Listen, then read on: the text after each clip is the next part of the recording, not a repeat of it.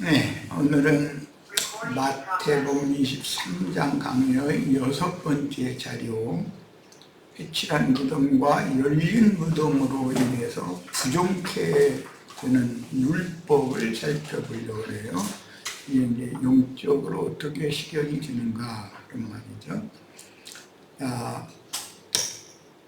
지난번 자료는 다 읽지 못했는데 민수기 18장부터 19장에는 무덤을 만지는 자나 시체를 만지는 자의 부정에 대해서 계속 기록하고 있는데, 오늘은 민수기 19장 13절 이하에 나오는 사람의 시체를 만지는 경우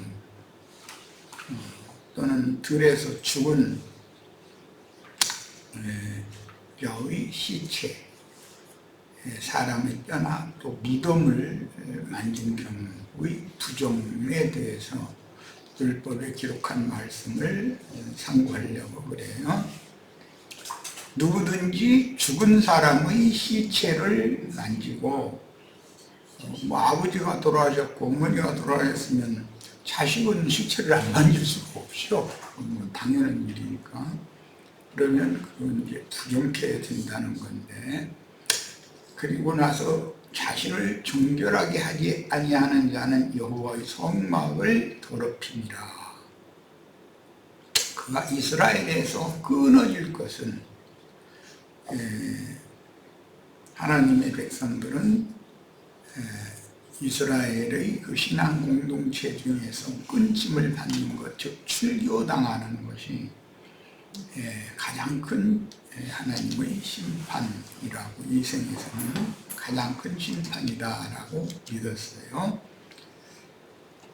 그가 이스라엘에서 끊어질 것은 정결하게 하는 물을 그에게 뿌리지 아니하므로 깨끗하게 되지 못하고 그 부정함이 그대로 있음이니라. 시체를 만지거나 무덤을 만진 사람은 정결하게 하는 물로 뿌림을 받아야 된다 그랬는데, 이 물은 재를 흐르는 물에 섞은 잿물이에요. 우리가 교회 생활을 할 때 교회 모임에 모여서 이런 말씀을 듣는 것은 잿물로 모든 부정을 깨끗하게 씻어내는 씻김을 위해서 물로, 잿물로 뿌림을 받는 것이죠. 그러니까 신부나 목사가 다른 교훈을, 즉 육에 속한 교훈을 가르치는 그런 말씀을 접촉했다든지, 세상 무슨 정치 지도자들이나 여타의 종교 지도자들이 질서정연한 논리로 이렇게 그들 나름의 어떤 주장을 증거할 때 그런 말을 아무 생각 없이, 여과 없이 접촉한 사람은 반드시 교회 모임에 참여해서 정결케 하는 물로 씻음을 받아야 되는 거다라는 말이에요. 사람은 누구에게 어떤 말을 들으면 밖의 몸이 더럽혀지는 것이 아니고 그 마음의 속사람이 더럽힘을 당하게 마련이기 때문에, 그래서 육신의 생각이라는 걸 통해서 사람의 영혼이 더럽혀지므로 그는 반드시 정결케 하는 영과 생명의 말씀으로 씻음을 받지 않으면 그 그릇을 씻어낼 수가 없다, 그런 말인 거예요. 장막에서 사람이 죽을 때의 법은 이러하니, 이 말은 에덴 동산에서 뱀의 말을 들은 사람은 죽기 마련이죠. 그런데 장막에서라는 건 사람이 사는 거처, 집에서 이제 문자대로 자면 사람이 죽을 때의 법칙이 있다. 누구든지 그 장막에 들어가는 자와 그 장막에 있는 자가 이래 동안 부정할 것이며, 여기 에덴 동산의 영적 시연인 예수님 당시에는 유대교 교인들이 모이는 절기나 안식일, 그 회중 집회를 말하는 것이고, 거기에서 유대교 지도자들에게 다른 교훈을, 영과 생명의 말씀을 육체의 율법 말씀으로 가르침을 받으면 그게 이제 가르치는 사람이 사망을 퍼뜨리는 원흉이 된다는 것이죠. 근원자가 된다는 것이죠. 그래서 어떤 장막이라고 하는 것은 이제 오늘날의 현실로 말하자면 성당이나 예배당, 회중이 거룩한 모임으로 모이는 곳인데, 그 장막에 들어가는 자와 그 장막에 있는 자는 이래 동안 부정하다. 그리고 뚜껑을 열어놓고 덮지 아니한 그릇은 모두 부정하다. 신부나 목사 또는 정치 지도자 등이 하는 그들이 말은 너무 논리정연하고 듣기에 아주 잘못을 발견하기가 어려운 그런 이야기들이죠, 말들이죠. 그런데 그것을 육신의 생각을 닫아놓고 영의 생각으로 분별하면서 들어야 되는데, 아무 생각 없이 여과 없이 모든 말을 그렇게 받아들이면 부정해진다는 거예요. 사람은 어떤 말을 통해서 그 속부분에 더러워질 수도 있고, 어떤 말을 통해서 더럽혀진 속부분들이 정결하게 될 수도 있다. 지금 그 말이죠. 그럼 이제 나처럼 이렇게 성경을 가르치면 기독교계 사람들은 그럼 우리 예배당에 설교 들으면 안 된단 말이냐. 그러면 부정해지는 거예요. 사망의 독이 전염되는 거예요. 그런 말이에요. 정결한 자가 우슬초를 가져다가 그 물을 찍어요. 그 물이라고 그랬는데, 흐르는 물을 떠다가 재를 섞어서 만든 잿물인데, 정결한 자라는 건 뭐 말 것 없이 예수님, 주의 성령, 사도들, 뭐 증인들, 이제 이런 사람들이에요. 주님의 보내심을 받은 말씀을 맡은 종들인데,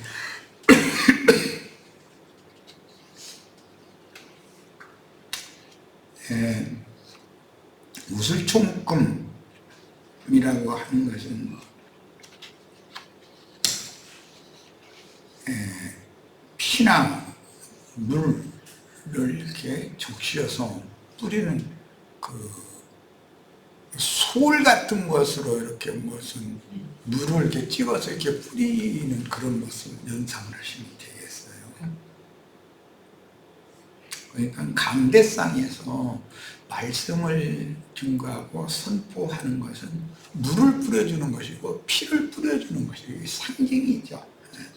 지금 내가 우리 형제 자매님들의 영혼을 정결케 하기 위한 그런 생명수의 물, 잿물 섞은 살아있는 물, 흐르는 물을 좀 뿌려주고 있는 거예요. 이런 말씀을 새겨서 들을 수가 있으면 뿌림을 받는 것이죠. 우슬초를 가져다가, 우슬이라는 것은 스무릅이라는 말인데, 우슬 뿌리 캐려면 전에 내가 살 때는 서울 고척동 집 앞에는 자생 우슬초가 쭉 자라고 있었는데, 많은 마디마다 이렇게 건드리면 툭 부러지고 그러죠. 그 쇠부루처럼 이렇게 볼속 부러지는 마디는 이렇게 돋아 나온 그런 상태로 되어 있어요. 그런데 이제 그게 한약에서 굉장히 중요한 약재로 쓰인다 소리는 내가 들었는데, 이것은 사람이 생명이 뼈가 부러뜨림을 당하면 안 되는 거죠. 예수님은 그 다리 그 마디를 부러뜨리지 못하게 하셨잖아요. 우술이라고 하는 풀은 그 마디가 똑똑똑똑 잘 부러지도록 돼 있어요. 그런 특징이 있죠. 뭐 속세에서는 그런 경우를 뭐 토막살인을 낸다 뭐 이제 그런 말을 하는데, 사람을 그렇게 연약한 인간을 죽여도 다시 회복할 수 없이 그렇게 뼈 마디마디를 이렇게 이런 모든 관절이라고 그러죠. 거기 있는 데를 다 일일이 다 이게 토막을 다 낸다는 것은 사람을 절대 회복시킬 수 없게 만든다 그런 뜻이 되겠죠. 정결한 자 우슬초를 가져다 그 물을 쥐고 장막과 그 모든 기구와 거기 있는 사람들에게 뿌리고, 또 뼈나 죽임을 당한 자나 시체나 무덤을 만진 자에게 뿌리되, 그 정결한 자가 셋째 날과 일곱째 날에 그 부정한 자에게 뿌려서 일곱째 날에 그를 정결하게 할 것이며, 그는 자기의 옷을 빨고 물로 몸을 씻을 것이라. 저녁이면 정결하리라. 이렇게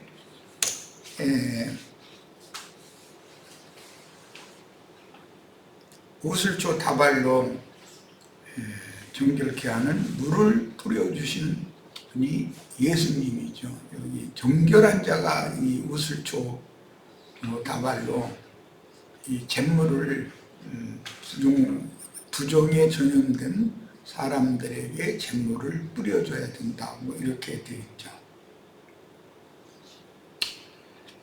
그런데 예수 그리스도께서 생명의 성령으로, 진리의 성령으로 한 영이 되어진 참 제자들에게 영과 생명의 말씀을 맡겨서 파송해서 그들이 증거하는 말씀을 듣고 그 영혼이 씻음을 받기 전에는 그들은 다 사망의 독, 죽음의 독이 그들을 다 부정하게 만든 상태였다.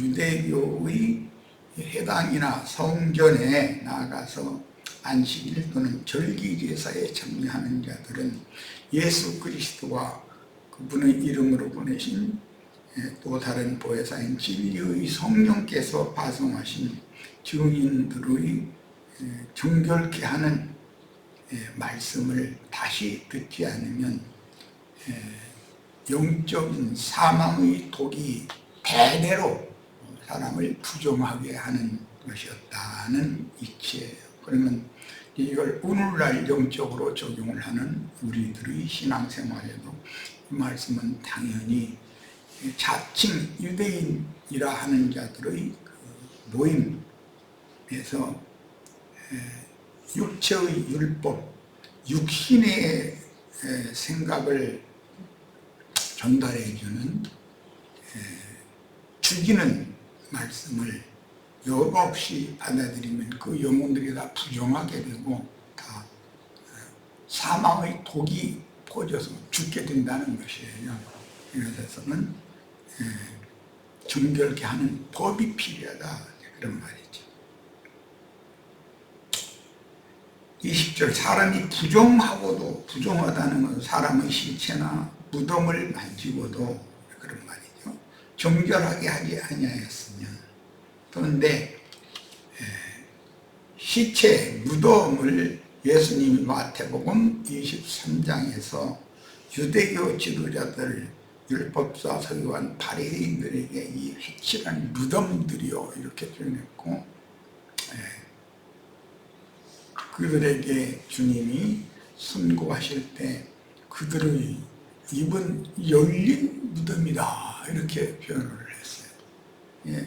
무덤이 열려가지고 거기 사망의 독이 사람에게 이렇게 전염된다, 그런 뜻인 거죠. 그들의 목구멍이 열린 무덤이라는 말은 설교자들의 목구멍이 열린 무덤이니까 그 하는 말은 사망의 독을 자꾸 내뿜는 것이죠. 자, 평토장한 혹은 획칠한 무덤과 같은 유대교 랍비들의 가르침을 무턱대고 맹신하다가는 무의식적으로 시체를 만지며 무덤을 밟게 되어 영혼이 사망의 독에 전염됨으로 반드시 죽는 것입니다. 이것은 육신의 몸이 죽는 얘기를 말하는 것이 아니고 모두 어떤 사람의 어떤 영을 받아들이면 그 영혼이 죽는다, 하나님께로부터 끊어진다. 근데 본문 말씀에서는 산자들의 그 모임이 이스라엘 백성들의 모임인 건데 이방인과 방불케 된다, 영적으로는 다 죽게 된다, 그런 말이에요. 그것보다 더 큰 형벌이 없었죠. 유대인들은 그걸 제일 두려워했으니까.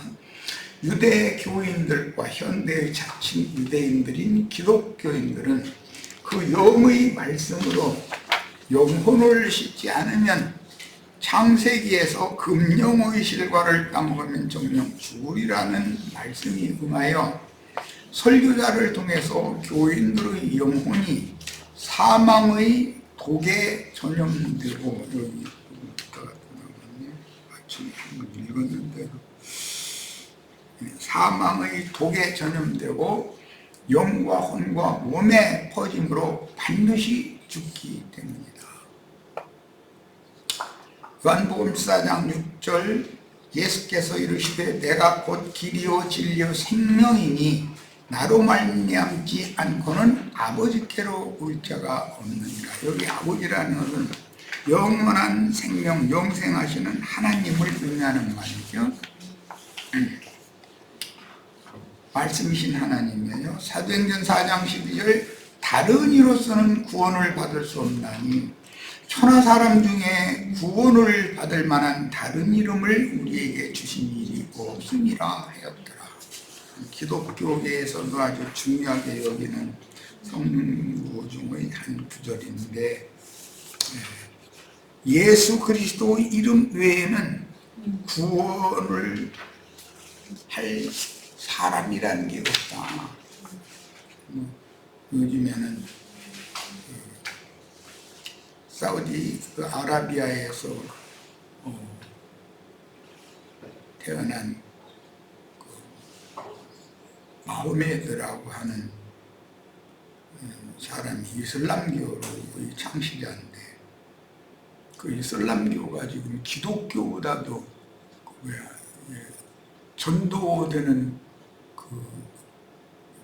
속도 이것이 더 빠르다고 그러고 세계 4대 종교 중에 하나가 됐다, 이제 이런 표현도 내가 들은 적이 있는데 그만큼 완전히 육적인 그 가르침이 팽배해지는 중이라는 거예요. 영과 생명의 말씀에 대해서는 사람들이 귀를 닫고 오히려 육적인 말이 알아듣기가 들리기가 더 쉽게 들리기 때문인 거예요.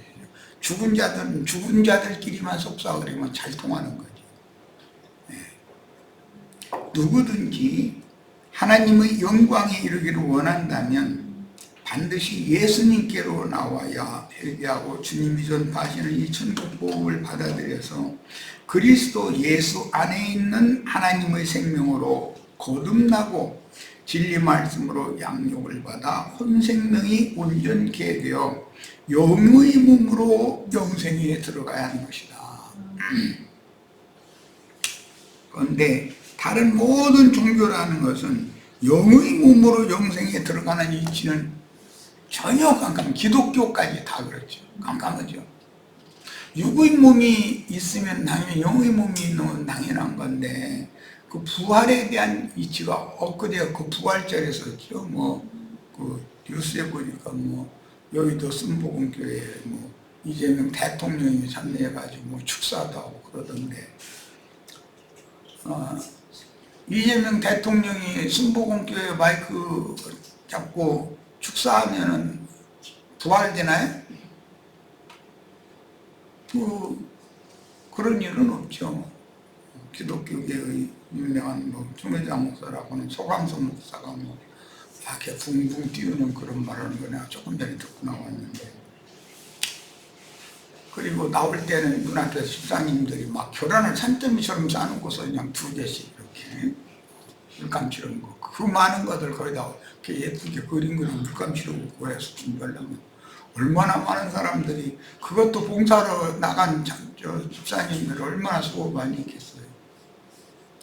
삶은 계란 2개씩 먹으면 부활된다면 다 삶은 계란 먹어야죠. 그런데 이게 너무 육적이고 사람이 구안해낸 어떤 생각을 가지고 계란이 부활된 병아리가 되는 진데 사실은, 그런데 그 수정란을 닭에게 품겨야 부활이 되든지 병아리. 그러니까 말이야, 유정란을 암탉이 품겨야 병아리가 되든지 부활이 되든지 쏟아놓고 뜨거운 기운으로 다 삶아가지고 그러니까 물감 치른다 해가지고서 그게 부활될 일은 없죠.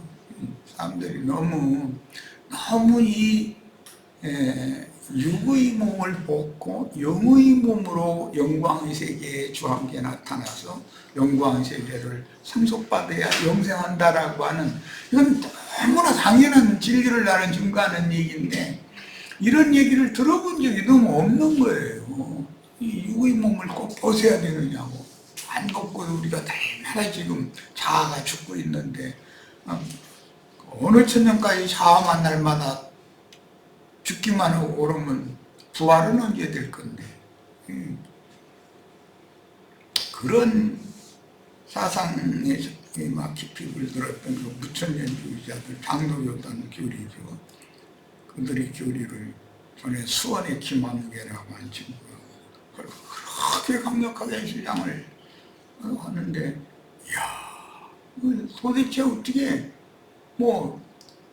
그 사람과 어떻게 설득을 할 수 있는 그런 게 없어요. 물론 너무 단단하게 굳어져 있는 걸 보면서 저렇게 쓰임을 받으면 안 되는데 그런 생각을 하고 있는데, 오늘날까지도 아마 지금 내가 증거하는 이런 육의 몸이라는 것은 하나님이 사람이 육의 몸을 아무리 개선하려고 도를 닦고 노력을 하고 참선을 하고 해도 그게 영생하는 몸이 되는 건 아니라는 너무나 간단한 이치요. 이것은 말로 자꾸 설명할 필요조차 없는 거예요.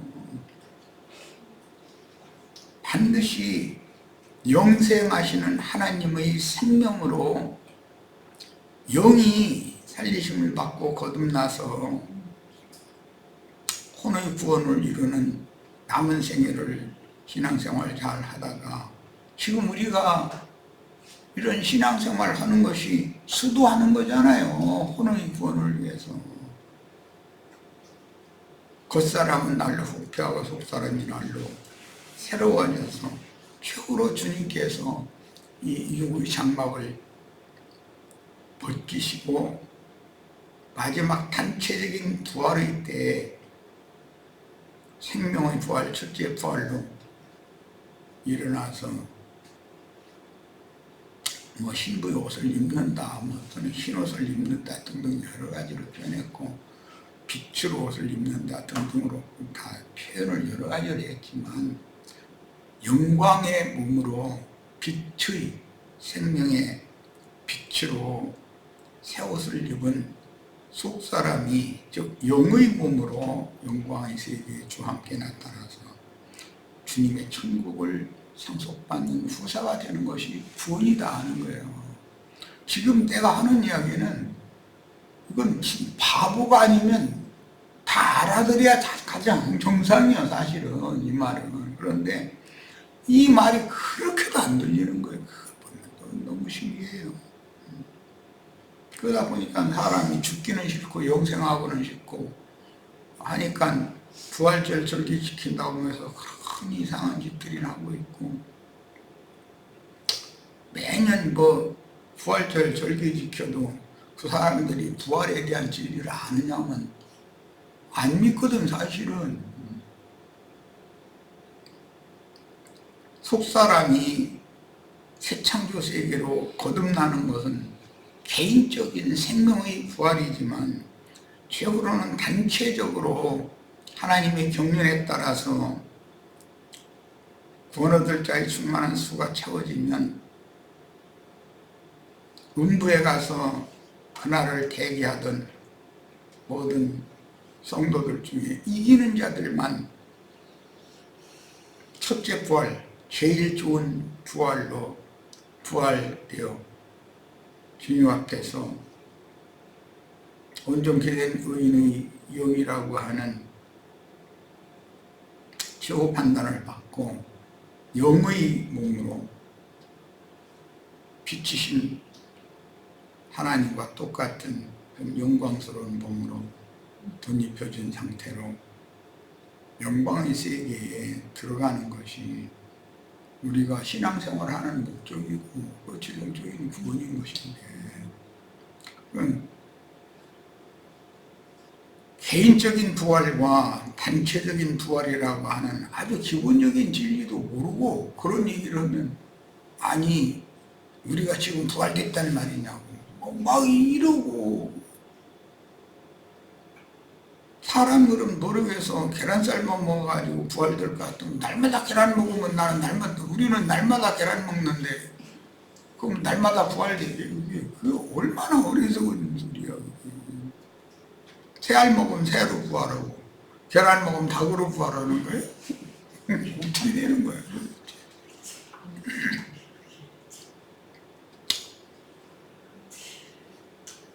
빛의 말씀으로 영이 거듭나 사람이나 최후로 영도 혼도 몸도 다 휘황찬란한 영광이 빛이 충만한 모습으로 영원한 영광의 세계를 상속받게 된다고 하는 건 아주 기본적인 진리입니다. 자, 진리의 길, 생명의 길을 배척하고 멸망의 길로 몰려가는 것이 그 당시 유대교인들의 율법 종교 생활이요, 현대의 자칭 유대교인들의 신종 율법 종교 생활입니다.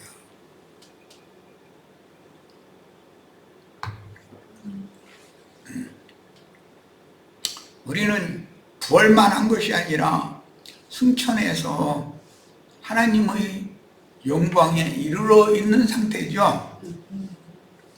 앞으로 우리가 시온산과 하늘의 예루살렘에 이르기 위해서 지금 발버둥 치는 중이에요. 이미 이르렀어요. 뭘로? 믿음으로. 믿음이란 이렇게 중요한 거예요. 뭘 막 도를 닦고 뭐 수행을 하고 해서 그렇게 되는 게 아니라, 믿으면 단번에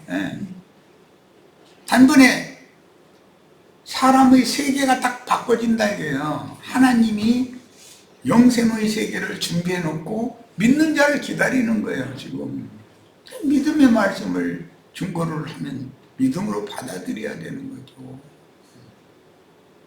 그래서 지식이 혼적이고 육적이고 물질적인 이런 지식만 붙잡을 게 아니라 영적인 새 세계와 새 창조에 관한 새로운 지식이 다 새로워져야 돼. 그러면 새 사람이 된 거예요. 사람이. 그것은 뭐 사람이 노력해서 뭐 이렇게 되는 게 아니고 믿으면 그렇게 된다. 믿으면. 이것만이 구원의 길이다. 예수 그리스도 그분의 이름 외에는 천하에 구원자가 없다. 왜? 세상의 모든 사람들은 막 노력하면 뭐 사람이 막 수행하고 이렇게 하면은 뭐가 되는 걸로 자꾸 그걸 가르치는, 이게 전부 뱀의 속임이다. 세상 없는 사람도 인간의 수고와 노력으로 부활되거나 영광의 세계에 들어간 사람이 하나도 없어요.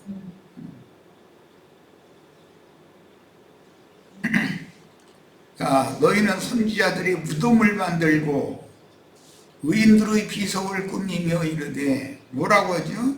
만일 우리가 조상 때 있었더라면 우리 조상들이 선지자의 피를 흘리는데 참여하지 않아야 하였으리라. 그렇게 말한다는 거예요.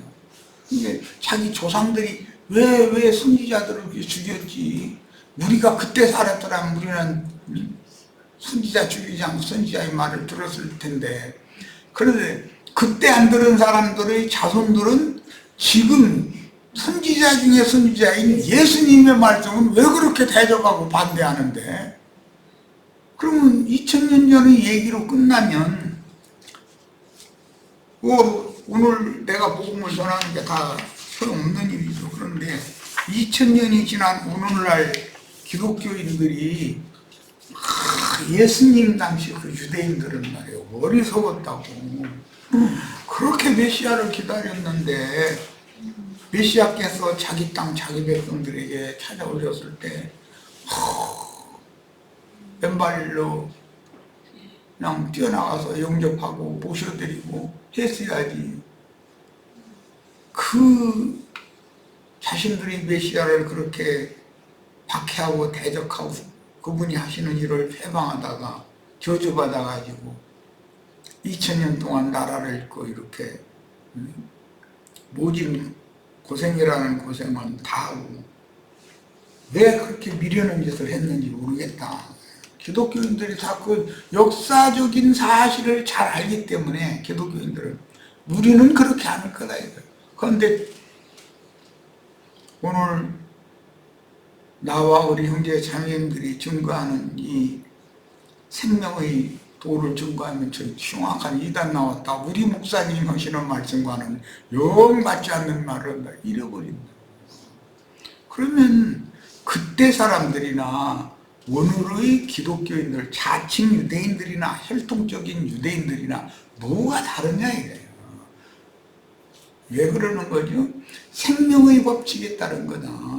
육은 육을 낳고 어떠한 영은 어떠한 영을 낳는다. 영은 영을 낳는다. 엘리야가 선지자를 대표하던 엘리야가 침례자 요한으로 왔잖아요. 엘리사가 예수님으로 왔잖아요. 그것은 그 영이 왔다는 뜻이지 예수님의 얼굴과 무슨 엘리사의 얼굴이 모습이 같다 그런 말은 아니잖아요. 엘리야의 겉모습과 침례자 요한의 겉모습이 같은 것이 아니죠.